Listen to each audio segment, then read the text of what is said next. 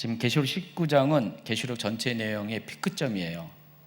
가장 높은 곳에 있는 절정의 장면이 계시록 19장입니다. 그래서 상당히 중요한 챕터라는 것을 알 수가 있습니다. 계시록의 전체 구조를 다시 한번 소개하면은 1장은 서론 부분이고요. 부활하신 예수 그리스도의 영광의 모습이 쭉 나타납니다. 그래서 계시록 1장에 보면은 11절부터 사도 요한이 바라본 예수님의 모습이 쭉 소개되고 있죠. 그리고 2장과 3장은 7교회에 주는 메시지가 기록되어 있고요. 4장과 5장에는 하늘 보좌의 광경과 그리고 하나님의 심판이 어떻게 시작되는 서막을 알리는 챕터입니다. 그리고 6장부터 18장은 세 가지의 7재앙을 기본 축으로 해서 중간중간에 사별장들을 소개하면서 심판이 어떻게 전개되고 있는가를 소개하고 있습니다. 지난주까지 여기까지 다뤘죠. 그리고 이제 19장이 이제 전함전입니다. 하늘의 찬양과 어린 양의 혼인잔치, 그리스도의 재림과 아마겟돈 전쟁이 19장에 소개되고요. 또 20장에는 천년왕국, 그리고 곡과 마곡의 전쟁, 백보자 심판이 소개되고요. 그리고 21장과 22장은 새하늘과 새 땅, 새 예루살렘, 영원한 왕국에서의 완전한 회복의 역사를 기록하고 있습니다.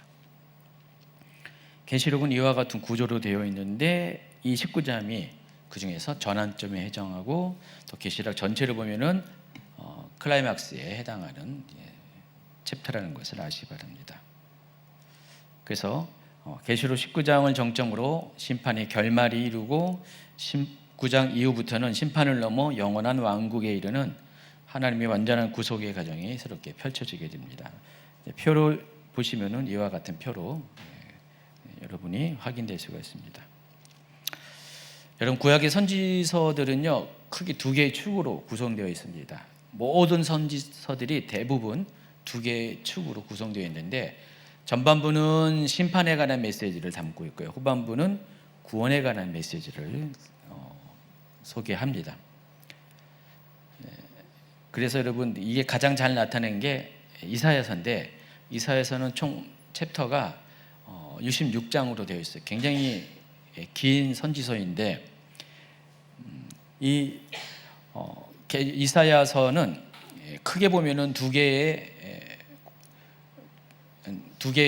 구조로 구성되어 있습니다. 전반부가 1장부터 39장이고 또 40장부터 66장이 후반부에 해당합니다. 그런데 이 전반부는 전체적으로 심판에 관한 메시지를 담고 있습니다. 그리고 후반부는 심판을 뛰어넘어 구원과 회복의 메시지를 담고 있습니다. 그래서 하나님은 이사야 선지자를 통해서 39장까지는 계속해서 심판에 할 거다, 심판할 거다, 어떻게 할 거다라는 것들을 계속해서 예고하고요. 그리고 40장부터는요, 이제는 이스라엘을 어떻게 회복시킬 것인가, 그러한 이야기들을 뒷부분에 기록하고 있습니다. 그래서 구약의 선지자들은 대부분 이와 같은 구조로 되어 있습니다. 그러니까 전반부는 심판, 후반부는 구원과 회복의 메시지를 담고 있습니다. 자, 그런 측면에서 계시록도 일종의 예언서, 선지서입니다. 그러다 보니까 계시록 또한 두 개의 축으로 되어 있어요. 그래서 1장부터 19장까지는 심판이라는 주제를 담고 있고 20장부터 22장은 회복을 다루고 있습니다.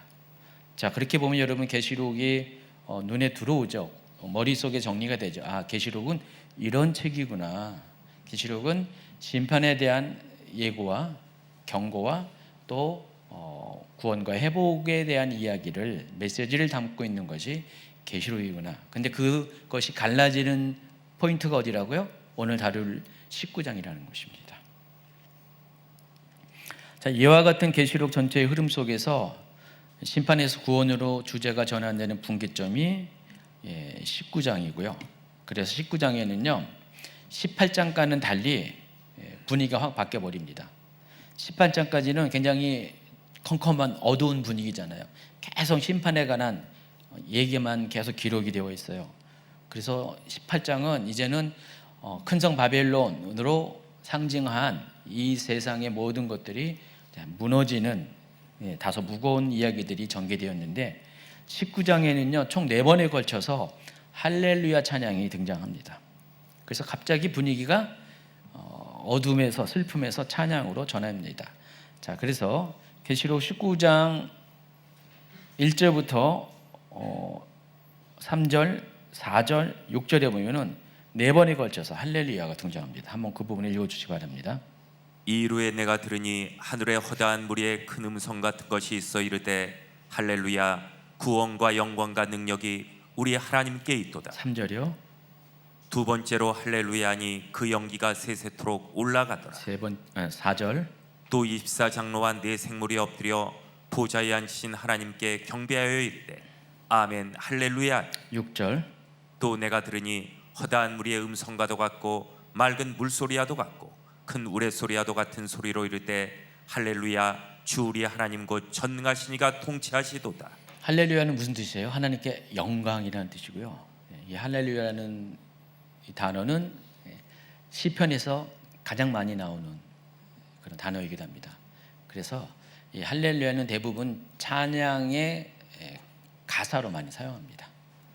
근데 그 할렐루야가 이렇게 4번에 걸쳐서 19장 한 챕터에 등장을 한다는 것입니다. 자, 그러면 지금 이 19장 6절까지 특히 6절까지 이 부분이 등장하는데, 자, 이 내용들은 뭐예요? 하나님을 높이는 영광 돌리는 어떤 찬양의 장면이라는 것을 알 수가 있습니다. 자, 19장 1절은요 이 일 후에라는 문구로 시작됩니다. 자, 그럼 이 일이 어떤 일인지를 한번 생각해 보세요. 바로 앞에 일어난 사건을 가리키죠. 17장과 18장에 기록된 큰 음녀와 큰 성 바벨론의 심판을 가리키고 그 심판이 있은 이후에라는 뜻입니다. 그 심판이 있은 이후에 하늘에 허다한 무리의 큰 음성 같은 것이 있다라는 것입니다. 그 음성이 이르되 뭐라고요? 할렐루야 구원과 영광과 능력이 우리 하나님께 있도다. 그 이유가 그의 심판은 참되고 의로운지라 음행으로 땀을 더럽게 한 큰 음녀를 심판하사 자기 종들의 피를 그 음녀의 손에 갚으셨도다. 바로 이것 때문에 할렐루야라는 찬양이 하늘의 허다한 무리의 입으로부터 흘러나오게 됐다는 것입니다.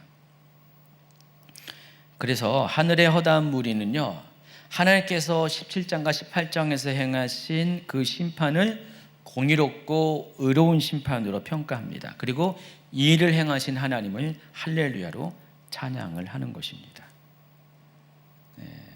2019장은 이전까지 전개된 그 하나님의 심판이 절정에 이르는 챕터이면서 동시에 새로운 구원의 시대가 시작되는 전환점이기도 하다는 것입니다. 그래서 10장 후반부에서는요 11절부터는 백마를 타신 그리스도의 재림이 등장하고요.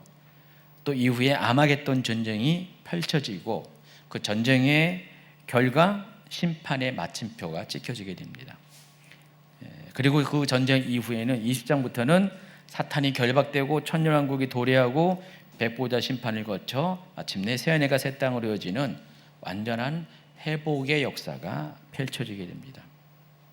그래서 계시록 19장은 이 모든 것들이 전개되고 전환되는 결말에 이르는 마지막 때의 절정 부분, 전환점에 해당한다는 사실을 아시기 바랍니다.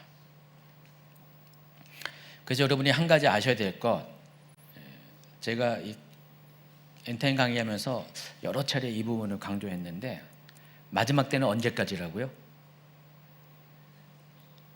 이때까지예요. 이때까지. 계시록 19장까지가 마지막 때예요. 그러니까 요한계시록은 마지막 때의 이야기를 다루는데 22장까지 끝까지가 마지막 때가 아니라는 거예요. 하나님의 시간표는 마지막이 없어요. 하나님의 시간표는 시작도 없고 끝도 없습니다. 그러니까 요한계시록에 대해서 여러분 한 가지 오해해야 되는 것이 마지막 때에 대한 이야기를 하는 것으로 우리가 알고 있는데 계시록 22장까지가 마지막 때의 종점이라고 생각하는데 아니라는 것입니다. 우리가 알고 있는 이 마지막은 이 세상의 마지막을 의미해요. 하나님 나라 전체의 마지막이 아닙니다. 하나님 나라 전체는 마지막이 없어요. 영원까지 흘러가는 시간 개념이 하나님의 나라의 시간입니다. 그래서 이 세상은 마지막이 있어요. 근데 이 세상이 마지막이 언제까지라고요? 계시록 19장까지라는 것입니다. 그러므로 엔타임은 계시록 19장까지의 기록이고요. 20장부터는 그 마지막 때를 넘어 새로운 세계, 곧 영원한 왕국, 끝이 없는 에버라스팅이라고 그러죠. 영존하는 그런 킹덤, 왕국이 시작되는 것으로 보아야 한다는 것입니다. 계시록 19장은 모두 3개의 단락, 다시 말해서 3개의 주제 또는 사건으로 구성되어 있는데 1절부터 5절까지는 슬픔에서 찬양으로 변하는 분위기의 대전환이 일어나고, 여기는 아까 말씀드린 것처럼 계속해서 하나님을 높이는 찬양으로만 구성되어 있습니다. 그리고 두 번째 단락이 6절부터 10절인데 이 단락에서는 어린 양이신 예수 그리스도와 그의 신분된 성도들이 영원한 연합을 하는 혼인잔치의 이야기가 소개되고 있습니다. 이 장면에서 그 아내가 준비되었다라는 표현을 하고 있는데, 자, 이것은 이제 그리스도의 신부가 된, 파트너가 된, 언약의 파트너가 된 교회가 이제 신부로서 준비가 되었다라는 그런 의미가 되는 것입니다. 그러면 신부를 준비하려면 어떻게 됩니까? 보통 우리가 신부 단장이라고 말을 합니다. 그전께는 막 살았다가 피부 관리도 안 하고 몸매 관리도 안 하고 있다가 결혼할 때가 되면 어떻게 신부 준비하려면 어떻게 돼요? 다이어트도 해야 되고요. 피부 관리도 해야 되고요. 에스더서에 보면은요, 무려 몇 개월 동안요? 6개월 동안 기름으로 몸단장을 하고요. 자, 그와 같은 시간을 보낸 다음에 비로소 준비가 되면 이제 결혼식을 하는 겁니다. 설거지하다가 결혼하는 게 아니라는 것이에요. 물론 요즘은 뭐 설거지하다가 결혼하지만 우리가 전통적인 신부의 개념은 그게 아니라 정말로 이렇게 잘 몸과 마음으로 준비된 상태에서 결혼식 당일을 위해서 준비하고, 그리고 마침내 신랑을 맞이하게 됩니다. 그게 신부 단장이에요. 지금 성도가 그렇게 준비됐다는 거예요. 이제 완전히 하나님 나라에 들어가 있을 수 있도록 정말 깨끗하게 준비된 모습이 이제 맞춰졌다라고 하는 것입니다. 자, 그러면 예수님이 오신다는 거예요. 그리고 그들을 맞이하실 거고요. 그들을 맞이하시게 되면은 곧 천년왕국이 시작이 된다는 것입니다. 그래서 어린 양 혼인잔치는 신랑과 신부가 하나 되는 언약이 완성되고 동시에 천년왕국이 곧 시작된다는 것을 알리는 선포에 해당하는 것입니다. 그리고 11절부터 21절까지는 예수 그리스도께서 백마를 타시고 하늘의 군대들과 함께 재림하십니다. 예수님께서 재림하시는 주요 목적 중에 하나는 이 세상을 심판하기 위함입니다. 그리고 그 결과 아마겟돈 전쟁이 일어나는데, 이 아마겟돈 전쟁은 하늘의 그리스도의 군대와 이 땅의 적그리스도의 군대와의 전투를 가리킵니다. 자, 이 부분은 다음 주에 강의가 진행됩니다. 자, 그런데 16절에 보니까 예수님에 대해서 만왕의 왕, 만주의 주라고 표현합니다. 그러니까 예수님은 모든 왕 중의 왕, 모든 군주의 주로서 세상에 오신다는 것이에요. 이 말은 뭐예요? 지금까지 사탄이 세상의 왕으로 군림하고 있어요. 7년 환난 기간 동안, 특히 후 3년 반 기간 동안에 완전히 자기가 세상의 왕으로 군림했는데, 그 스스로 왕이 된 사탄의 세력들, 적그리스도 세력들을 물리치고 진정한 모든 왕 중의 왕으로, 모든 군주 중의 주로서 오시게 된다는 것입니다. 오셔서 그들을 심판하신다는 내용이 19장 후반부에 소개되고 있습니다. 자, 계시록 19장은 두 번에 걸쳐서 하늘의 허다한 무리의 큰 음성이 들려지게 되는데, 두 음성 모두 하나님께 영광을 돌리는 할렐루야 찬양으로 찬양을 하고 있습니다. 근데 여러분, 하나님을 찬양하는데, 할렐루야 찬양을 하는데 당연히 그렇게 하는 이유와 목적이 있습니다. 그래서 계시록 19장에 보면은 무엇 때문에 하나님을 찬양하냐면은 하나님께서 하신 일, 또 하실 일로 인해서 찬양을 합니다. 이미 하신 일과 앞으로 하실 일에 대해서 찬양을 하는데, 그래서 첫 번째 음성은 하나님께서 하신 일에 대한 찬양입니다. 자, 그게 19장 1절과 2절입니다. 이루에 내가 들으니 하늘의 허다한 무리에 큰 음성 같은 것이 있어 이르되 할렐루야, 구원과 영광과 능력이 우리 하나님께 있도다. 그의 심판은 참되고 의로운 자라. 음액으로 땅을 더럽게 한 큰 음료를 심판하사 자기 종들의 피를 그 음료의 손에 갚으셨도다 하고. 이건 17, 18장에서 이미 행하신 일, 큰 음료와 큰 성 바벨론을 심판하신, 이미 행하신 그 일에 대한 찬양입니다. 그리고 6절부터 나오는 것은 6절 7절을 읽어주세요. 또 내가 들으니 허다한 무리의 음성과도 같고 맑은 물소리와도 같고 큰 우레소리와도 같은 소리로 이르되 할렐루야, 주 우리 하나님 곧 전능하시니가 통치하시도다. 우리가 즐거워하고 크게 기뻐하며 그에게 영광을 돌리세. 어린 양의 혼인기약이 이르렀고 그의 아내가 자신을 준비하였으므로. 자, 이건 아직 혼인기약이 이르렀다고 그랬지 혼인잔치가 열린 건 아니에요. 앞으로 진행될 미래의 일입니다. 그 하실 일을 기대하면서 그 같은 예고를 하시는 하나님에 대한 찬양이 올려지는 게 6절 이하라는 것입니다. 자, 허다한 무리의 음성이 하늘에서 들리는데, 좀 이따가 허다한 무리의 음성이 과연 무엇을 의미한가를 소개할 거예요.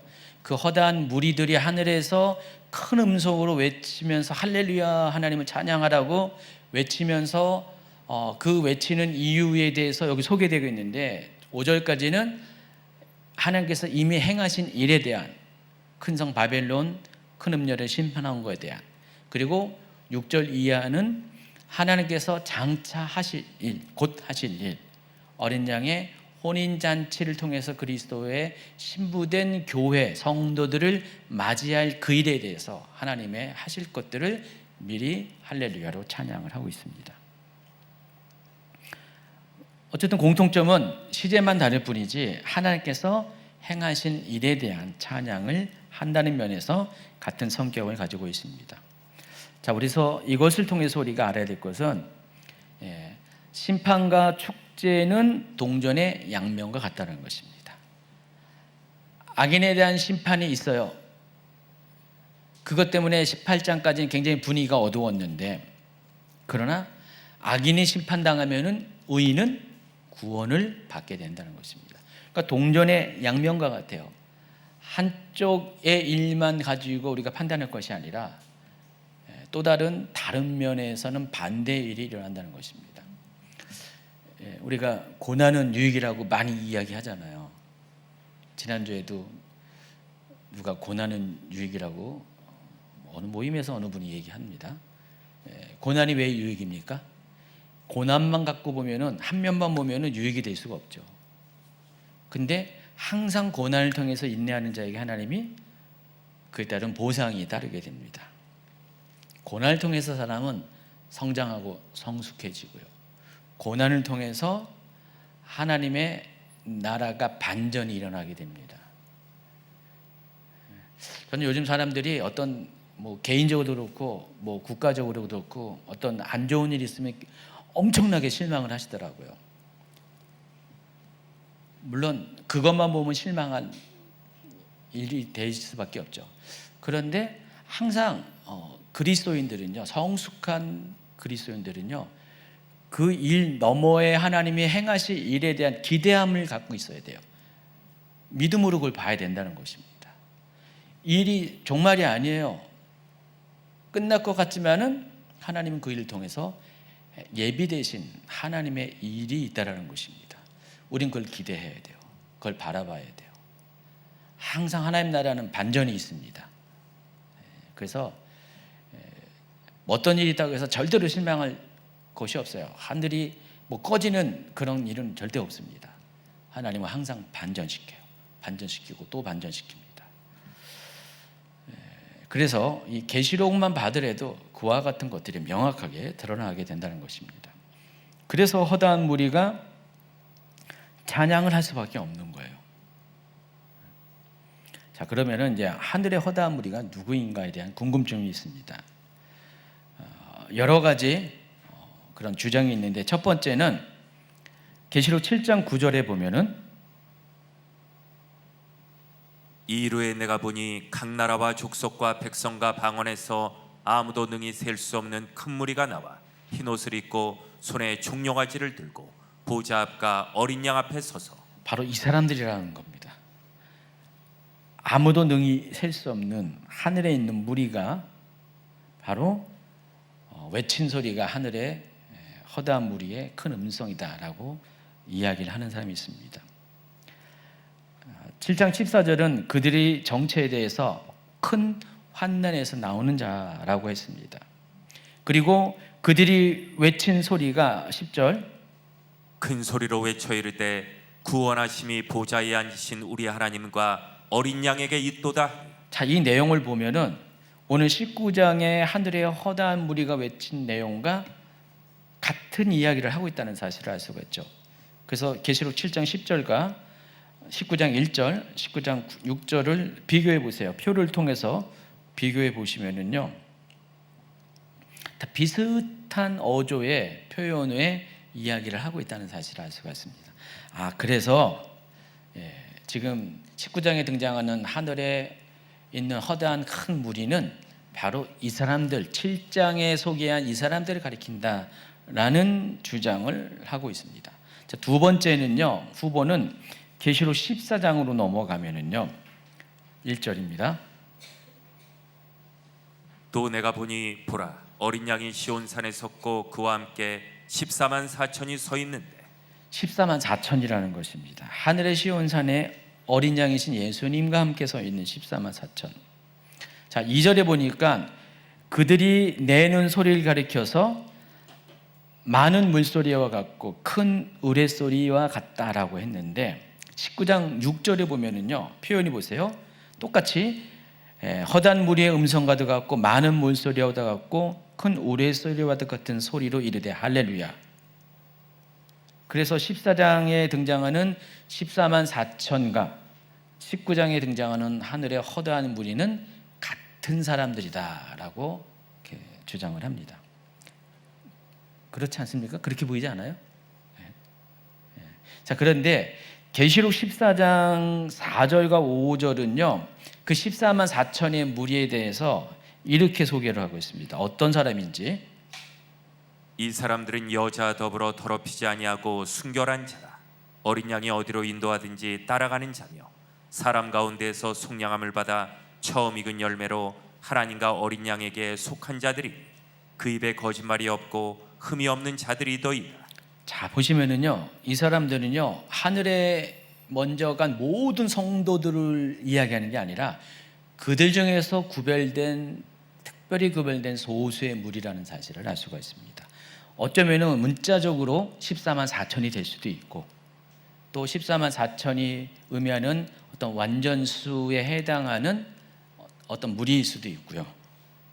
어쨌든 간에 일반 모든 사람들, 천국에 간 모든 일반적인 사람들을 가리키는 것이 아니라 그 중에서 특별한 무리를 가리킨다라는 것입니다. 자, 그런 면에서 아까 7장에서 소개한 하늘에 있는 허다한 신혼이운 백성과는 약간 차별점이 있다는 사실을 알 수가 있습니다. 그러니까 숫자적으로 7장은 더 보편적인 사람을 의미하고 14장은 더 구별된 소수의 그룹을 의미한다는 사실을 알 수가 있습니다. 자, 그리고 15장으로 넘어가면은요, 15장 2절을 읽어보세요. 또 내가 보니 불이 섞인 유리바다 같은 것이 있고 짐승과 그의 우상과 그의 이름의 수를 이기고 벗어난 자들이 유리 바닷가에 서서 하나님의 검은 고를 가지고. 제가 15장 2절을 이야기하면서 앞전에 계시록 4장에 등장했던 유리바다와 15장에 나와 있는 유리바다는 약간 차이가 있다고 그랬죠. 계시록 4장의 처음 소개에는 일반적인 천국의 광경의 유리바다는 그냥 맑고 깨끗한 수정과 같은 유리바다인데 15장은 불이 섞인 유리바다라고 그랬어요. 그래서 15장에 등장하는 사람들이 짐승과 그의 의상과 그의 이름의 수를 이기고 벗어난 자들이기 때문에 그 유리바다의 모습이 고난을 상징하는, 불같은 고난을 상징하는 그런 모습으로 비춰졌다고 말씀드렸어요. 그래서 자, 여기에 소개된 이들이 누구예요? 순교자들을 가리킨다고 그랬습니다. 근데 그 무리들이 15장 3절에 보니까 하나님의 종 모세의 노래, 어린 양의 노래를 불러 이르되 주 하나님 곧 전능하시니시여 하시는 일이 크고 놀라우시도다. 만국의 왕이시여 주의 길이 의롭고 참되시도다 하면서 어린 양을 찬양하는 노래를 부른다는 것입니다. 근데 그 어린 양의 찬양하는 노래가 14장에 나와 있는 좀 아까 소개한 14만 4천의 이야기와 동일하다고 봅니다. 그래서 14장에 나오는 이들과 15장에 나오는 이들이 같은 인물로 보는 경향이, 그런 관점이 있습니다. 그리고 마지막으로 오늘 이제 계시록 19장 5절에 보면은 하나님의 종들 곧 그를 경외하는 너희들아라고 했습니다. 그러니까 하나님을 경외하는 하나님의 종들을 가리켜서 여기 하늘의 허다한 무리로 보는 입장이 있습니다. 이렇게 7장, 14장, 15장, 19장 4개의 챕터에 등장하는 여러 종류의 사람들을, 특징들을 다 모아보면 하늘의 허다한 무리는 이와 같이 정리할 수 있습니다. 같이 읽어볼까요? 하나님을 경외하는 하나님의 종들, 어린 양의 피로 죄 씻음을 받아 옷이 휘어진 성도들, 거룩한 행실로 흰옷을 입은 자들, 먼저 순교한 성도들, 하나님 보좌에 서 있는 성도들, 14만 4천과 같이 거룩한 성도들. 결국 이들은요 14만 4천과 같이 하나님을 경외하는 종들로서 어린 양이신 그리스도를 따르는 순교의 대가를 치르고 하나님 보좌에 가서 먼저가 있는 흰옷 입은 성도들, 이렇게 정리가 된다라는 것입니다. 그래서 하늘의 허다한 무리는요 하나님 말씀과 예수님을 증거하는 삶 때문에 이 세상에서 핍박당하고 십자가를 지고 죽임당한 정결한 그리스도의 신부와 같은 성도들, 바로 그들이 하늘의 하나님 보좌에서 마지막 심판을 때를 기다리고 있는데 이제 그 심판이 벌어지니까 하늘에서 그같이 일을 행하신 하나님을 할렐루야로 찬양하고 있다는 것입니다. 지금 어디 하고 있냐면은 1119페이지 하고 있는데 제가 오늘부터는 눈이 침침한 분들을 위해서 폰트를 하나 올렸어요. 그래서 제가 2개로 인쇄했습니다. 그래서 눈이 아직 괜찮은 분은 그냥 원래대로 11포인트로 되는 강의안을 읽으시고, 그건 14페이지로 되어 있고요. 그리고 12포인트로 된 것은 16페이지로 되어 있습니다. 여러분, 그래서 저는 일단은 14페이지로 된 기본 폰트로 된 그것을 기초로 지금 카운팅한 걸 알려줍니다. 그래서 제가 끈 강의안은 1119페이지입니다. 눈이 안 좋은 어떤 분이 갖고 있는 강의안은 아마 1120페이지 정도 될 것 같아요. 그렇죠? 아직 19예요? 뒤로 가면 점점 밀려요. 밀려가지고 2페이지가 더 늘어나게 됩니다.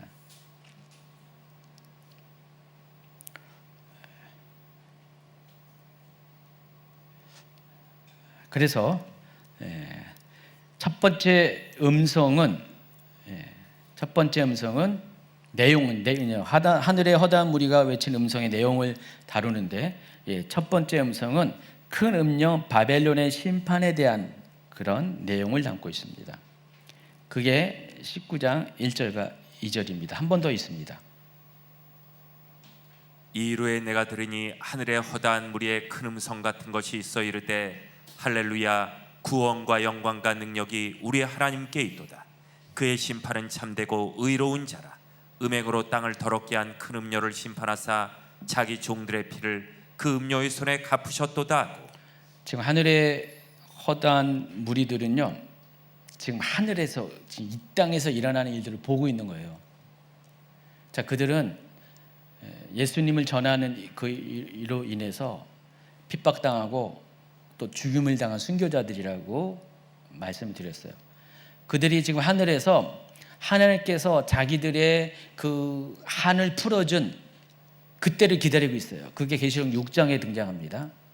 하나님이 자신들을 신원할 때를 기다리고 있어요. 그때 계시록 6장에서 뭐라 했습니까? 아직 동료들의 수가 차기까지는 좀 기다려라. 그러니까 순교자의 수가 차기까지 기다리라. 차면은 하나님의 때에 하나님의 심판을 이루게 할 것이다 라고 했는데, 지금 기다리고 있는데 마침내 그 일이 밑에서 벌어지고 있는 거예요. 땅에서. 그 모습을 보면서 이와 같이 찬양을 하고 있다라는 것입니다. 자, 이와 같은 찬양을 하니까 그 하늘 보좌에 있는 24장로들과 내 생물도 뭐라고 합니까? 맞고요, 아멘. 아멘으로 화답하면서 할렐루야로 동시에 그들도 하나님께 영광을 드립니다. 4절입니다.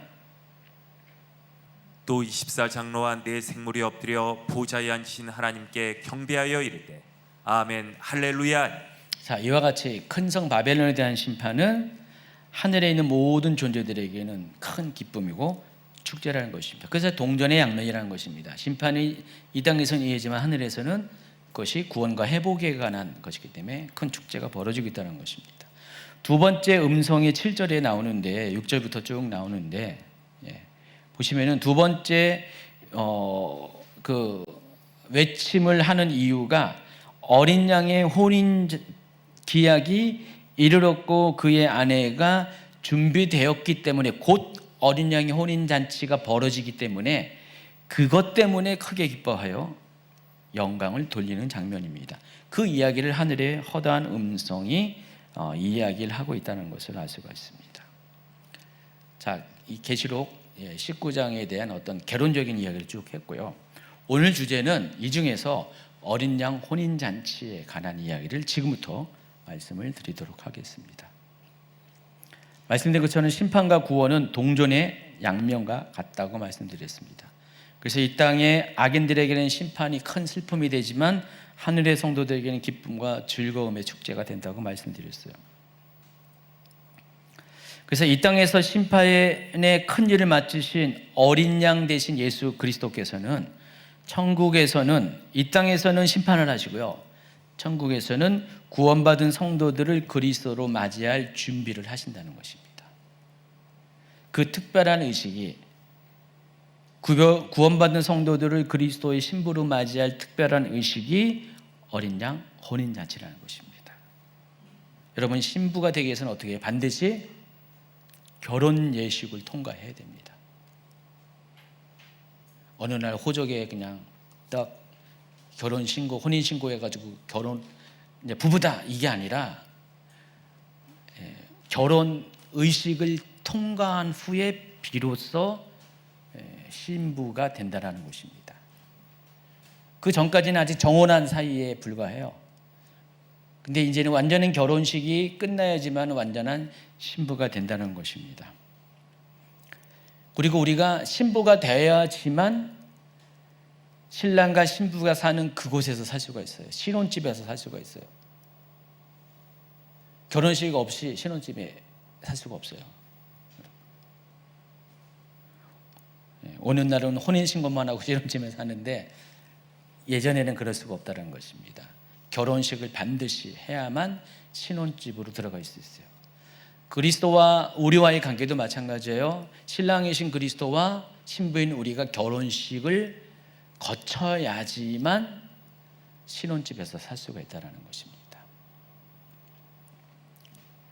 그래서 어린 양 혼인잔치는 이 땅에서 구원받은 성도들이 영원한 하나님 나라에서 영원한 삶을 살기에 앞서서 잠시 거치게 된 아주 특별한 기간을 의미합니다.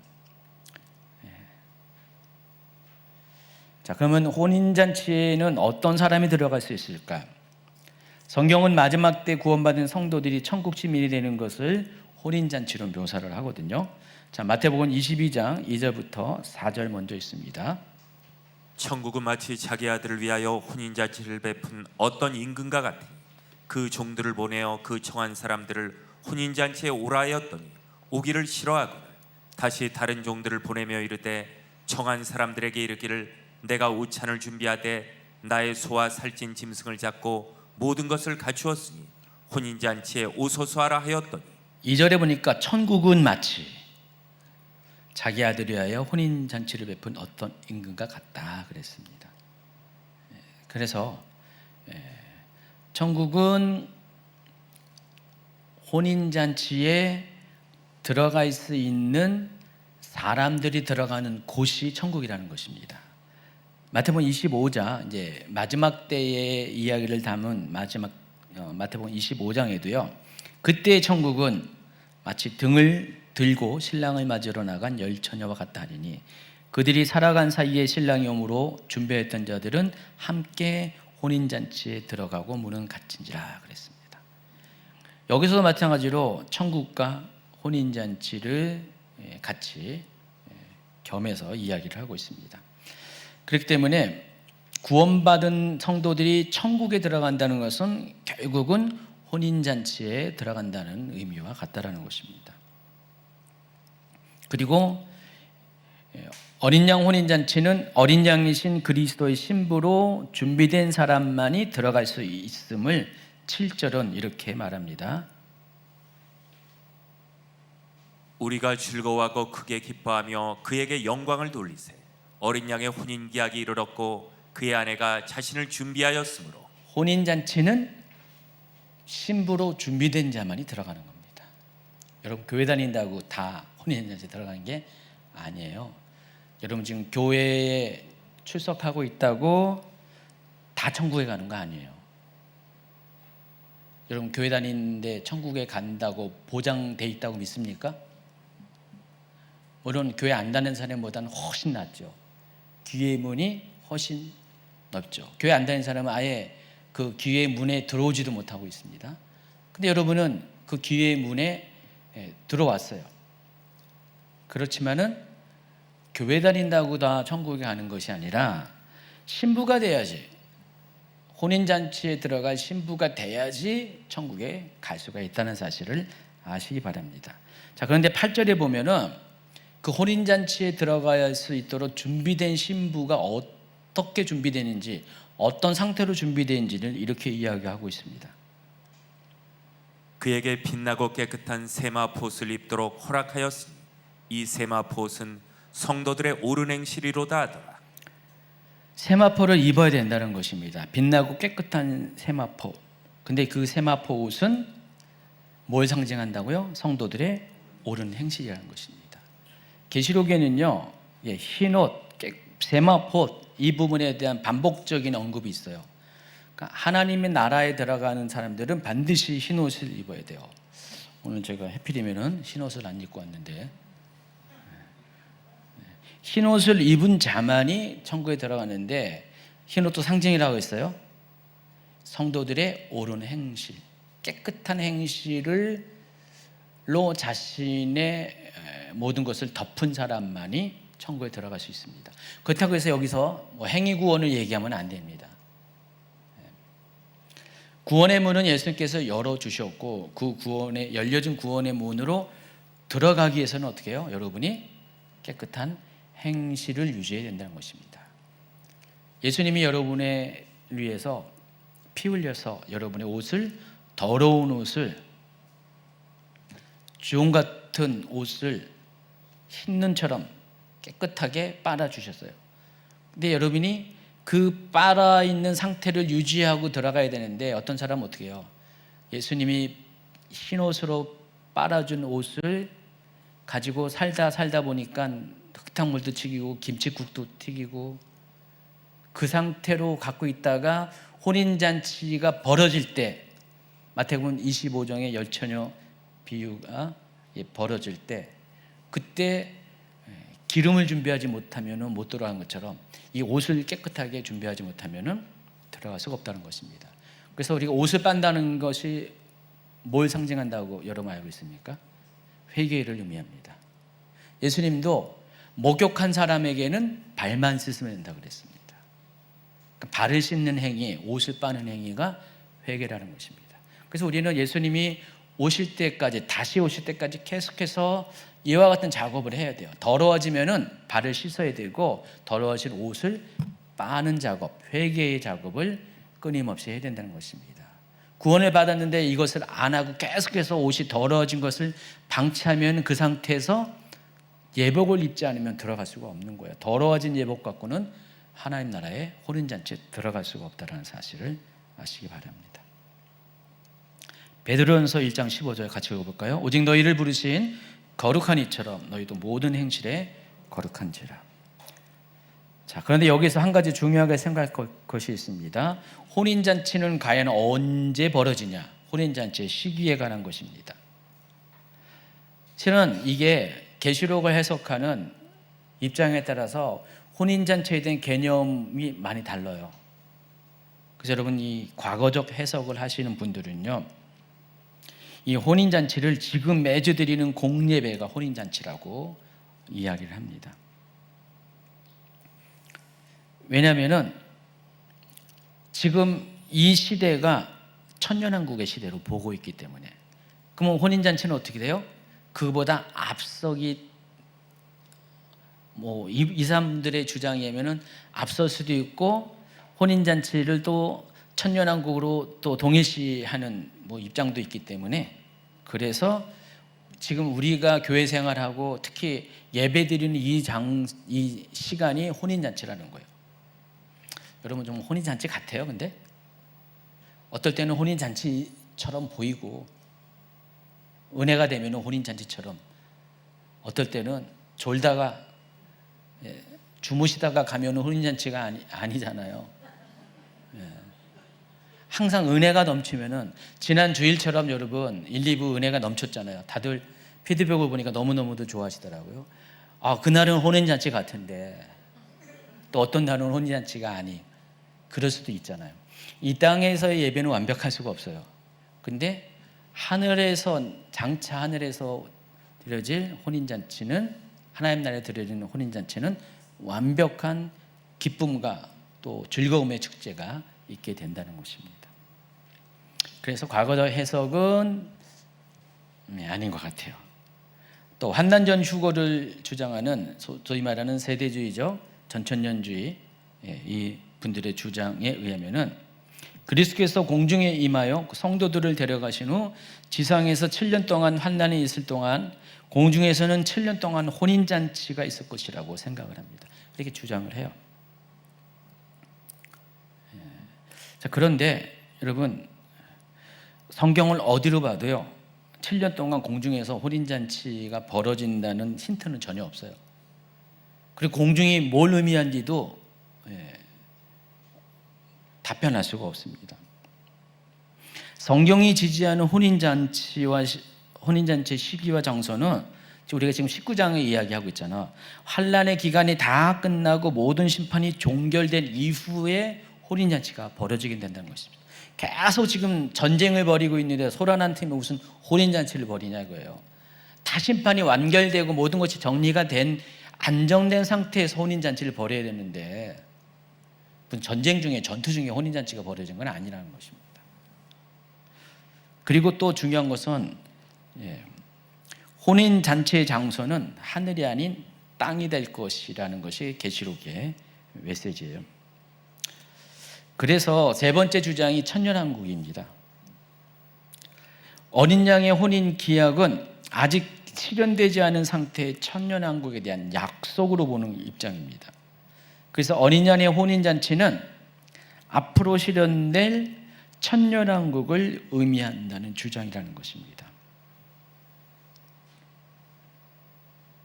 그래서 여러분이 아셔야 될 것은, 이 혼인잔치는 앞으로 도래할 미래의 일이라는 것이에요. 그리고 그 미래의 일은 심판이 다 종결되고 장차 우리가 들어가 영원한 하나님 나라, 새하늘과 새 땅, 새 예루살렘이 도래하기 직전의 막간의 시간이라는 것입니다. 그 시간이 어느 시간이에요? 유일하게 천년왕국밖에 없어요. 그래서 혼인잔치를 천년왕국과 동일시하는 그런 입장이 세 번째 입장인 것입니다. 저는 개인적으로 세 번째 입장을 지지합니다. 어린 양 혼인잔치는 곧 천년왕국이다. 여러분, 천년왕국은요, 완전한 하나님 나라에 입성하는 게 아니에요. 하나님 나라에 입성하기 전에 마지막으로 통과하는 마지막 테스트 기간이기도 합니다. 자, 이 천년왕국에서 그 왕국을 다스리는 분이 누굽니까? 하나님이 아니에요. 하나님은 계속 하늘에 계세요. 천년왕국은 하늘에서 벌어지는, 공간적으로 하늘에서 벌어지는 왕국이 아니라 땅에서 벌어지는 왕국입니다. 지금 19장을 통해서 이 땅, 현재 현존하는 이 땅은 다 심판받아 멸망해요. 근데 하나님께서는 이 땅을 대신해서 물질적 세계 안에서 왕국을 또 이렇게 임시적으로 개선하는데 그게 천년왕국이에요. 1000년 동안 이어질 왕국이라는 것입니다. 그리고 그곳에서 다스리는 분은 하나님이 아니라, 아버지 하나님이 아니라 예수 그리스도가 다스리십니다. 어린 양이신 예수 그리스도가 다스리시고요. 그 어린 양이신 예수 그리스도와 함께 왕노릇하는 사람이 있다고 그랬죠. 모든 성도들이 아니라 모든 성도들 중에서 특별한 자들, 그 사람들이 누구라고 했어요? 계시록 14장에 있는 14만 4천과 같은 사람들, 계시록 15장에 있는 불이 섞인 유리바다에 도달한 사람들, 그리고 계시록 20장에서 4절에 등장하는 바로 순교자들, 같은 무리들일 거예요. 이와 같은 자들이 천년왕국의 모든 백성들을 다스리는 소수의 바로 왕의 권한을 가진, 왕으로 타는, 그리스도와 함께 왕으로 타는 사람들이라는 것을 기억하시기 바랍니다. 자, 그래서 지금 19장까지는요 아직 천년왕국이 도래하지 않았어요. 천년왕국은 사탄의 심판까지 마친 후에 20장 4절 이후에 천년왕국이 도래하게 됩니다. 자, 그럼 19장에서 갑자기 뜬금없이 혼인잔치에 대한 이야기를 했잖아요. 자, 그런데 이 혼인잔치의 이야기는 지금 혼인잔치가 벌어진다는 게 아니라 기약이 가까워졌다. 그래서 혼인잔치에 들어가기 위해서 준비를 해야 되는데 신부들이 준비가 되었다. 그렇기 때문에 곧 혼인잔치가 벌어질 것이다. 예고편에 해당하는 것입니다. 7절에 보니까 우리가 즐거워하고 크게 기뻐하며 그에게 영광을 드리세 어린 양의 혼인기약이 이르렀고 그의 아내가 자신을 준비하였으므로, 여기서 기약에 해당하는 헬라어가 에일덴이라는 단어인데 이것은 다가왔다라는 뜻이에요. 이미 완성이 되었다가 아니라 다가왔다. 곧 혼인잔치가 벌어질 시간이 가까워졌다라는 것입니다. 그리고 9절에서도요, 어린 양의 혼인잔치에 청함을 받은 자들은 복이 있도다라고 하면서, 자, 이것은 앞으로 그런 곳에 초대된 사람이 그와 같은 복을 받을 것이라는 상태를 예고하는 그런 내용이라는 것입니다. 그래서 계시록 19장의 혼인잔치에 대한 이야기는 선포적인 선언이고 실제로 실현되는 것은 바로 이어지는 아마겟돈 전쟁을 통해서 악의 세력들이 제거되고 사탄도 무정응에 갇히게 되고 그 기간 동안에 천년왕국의 도래가 될 때 비로소 혼인잔치에 대한 예고가 현실 가운데 실현이 된다는 것입니다. 이사야 62장에 보면은요, 예루살렘의 회복과 영광 그리고 하나님과 그의 백성 사이에 언약적 사랑과 구원을 선언하는 말씀이 등장합니다. 그래서 여러분 아까 말씀드린 것처럼 이사야서는 39장까지는 심판에 대한 예고 경고고요. 그리고 40장부터 지금 그만하라는 건 아니죠?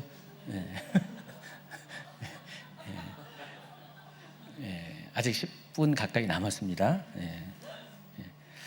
그래서 이 이사야서는 이 62장은 뒷부분에 회복과 구원에 관한 메시지를 전하는 그 부분에 위치한 챕터입니다. 여기에서 4절과 5절을 살펴보면은요, 앞으로 회복될 이스라엘에 대해서 뭐라고 이야기하는지를 잘 살펴보시기 바랍니다. 자, 우리 헵시바 찬양팀은 잘 들으세요. 62장 4절 5절. 다시는 너를 버림받은 자라 부르지 아니하며 다시는 내 땅을 황무지라 부르지 아니하고 오직 너를 헵시바라 하며 내 땅을 뷰라라 하리. 이는 여호와께서 너를 기뻐하실 것이며 내 땅이 결혼한 것처럼 될 것입니다. 마치 청년이 처녀와 결혼함 같이 내 아들들이 너를 취하겠고 신랑이 신부를 기뻐함 같이 내 하나님이 너를 기뻐하시리라. 헵시바는 나의 기쁨이 그 안에 있다라는 뜻이에요. 그래서 이전에는 죄로 인해서 하나님은 심판을 받았지만은 이제는부터는 하나님의 사랑과 기쁨이 대상이 되었다라는 의미가 헵시바예요. 전에는 이스라엘이 심판당할 자고 멸망당할 자고 그런 사람인데 이제 이스라엘이 회복이 될 것인데 하나님께서는 그들을 나의 기쁨이 그 안에 있다라는 뜻의 헵시바라고 부르게 될 것이다.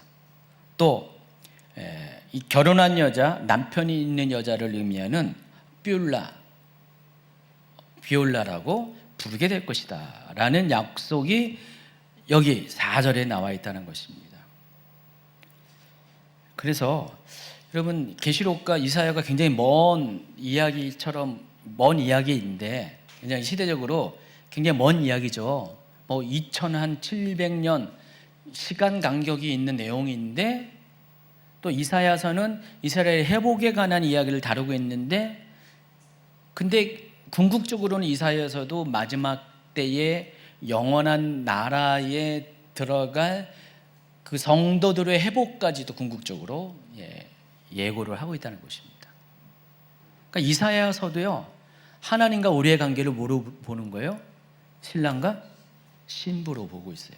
계시록은 더더욱 우리를 그리스도의 신부로 보고 있습니다. 그래서 이 왕과 백성의 관계를 뛰어넘은 신랑과 신부라는 친밀한 관계로 장차 우리를 인도하게 될 것인데 그게 바로 어린 양 혼인잔치로 제시되어 있고 그 어린 양 혼인잔치가 의미하는 것이 결국 천년왕국을 말한다는 것을 알 수가 있습니다. 자, 결론을 맺습니다. 오늘 함께 나눈 이 계시록 19장은요 하나님께서 역사 속에서 마침내 이루실 심판과 구원의 완성 그리고 성도들과 그리스도의 언약적 연합을 선포하는 구속사에 있어서 클라이막스에 해당하는 챕터입니다. 그래서 그리스도께서는 자기의 신부를 영광 가운데 맞이하시기 위해서 친히 전쟁을 치르시며 악을 제거하십니다. 신랑과 신부가 온전한 연합을 위해서는 오랫동안 맺어왔던 그 언약이 마침내 성취되고 실현되기 위해서는요 신랑과 신부의 연합을 막는 모든 악의 세력들이 다 제거가 되어야 돼요. 그런 상태에서 결혼식이 벌어지게 된다는 것입니다. 그래서 이 준비된 신부 곧 깨끗한 세마포를 입은 성도들은 다시 말해서 거룩한 삶으로 응답한 교회는 왕의 혼인잔치에 참여하게 됩니다. 누구로서요? 어떤 자격으로? 신부로서 참여하게 된다는 것입니다. 그래서 우리가 이제 마지막 때가 점점 가까우고 있는데 이제 마지막 때 좀 있으면 일곱 나팔, 일곱 대접재앙이 일어날 거야. 뭐 큰 성 바벨론, 큰 음녀 뭐 이야기하면서 거기에 초점을 맞추는 것이 아니라 그것 너머에 이 어린 양 혼인잔치가 벌어질 것인데 거기에 들어가기 위해서 내가 어떻게 준비됐는가 그거 초점을 맞춰야 돼요. 제가 그래서 지난번에 17장 18장 이야기하면서 되도록이면은 거기에 초점을 맞추지 않으려고 애를 썼습니다. 할 얘기는 많지만은 거기에 주목하는 것이 아니라 우리가 주목해야 될 것은 어린 양 혼인잔치, 구체적으로 천년왕국에 대해서 또 좀 더 확장하면 그 천년왕국 너머에 천혜가 새 땅 새 예루살렘으로 표현한 영원한 왕국에 대해서 거길 자꾸만 바라봐야 돼요. 자꾸만 이 세상에 있는 어두운 것들 뭐 일루미나티나 프리메이슨이나 뭐 딥스테이트나 뭐 이런 거에 너무 관심 갖지 마시고요. 그거는 참고적으로 알아야 될 내용이고요. 우리가 궁극적으로 관심 가져야 될 것은 우리가 어떻게 혼인잔치에 들어갈 수 있는 바로 헵시바와 뷸라와 같은 존재로 우리가 준비되는가, 거기에 관심을 가져야 돼요. 거룩한 깨끗한 행실로 준비가 되어야 된다는 것입니다. 그리고 신부답게 신랑과의 친밀한 관계 안으로 관계를 만들어가는 그 일에 좀 관심을 가져야 된다는 것입니다. 여러분 이렇게 준비가 됐나요? 늦지 않았습니다. 지금부터라도 신부 단장 하시면 됩니다. 때 빼고 광내고요. 다시 더러워지지 않도록, 더러워지면 재빨리 씻으시고요. 옷을 빠시는. 그래서 우리 마지막 때는 계속해서 게으르면 안 되고 긴장을 해야 돼요. 혼인잔치에 들어갈 수 있도록 자신을 계속해서 이 단장하는 일에 신경을 쓰셔야 돼요. 여러분 얼굴만 꾸미지 마시고요. 여러분의 영혼을 꾸미시길 바랍니다. 이왕이면 얼굴도 꾸미시고 영혼도 동시에 꾸미시기를 권면을 드리겠습니다.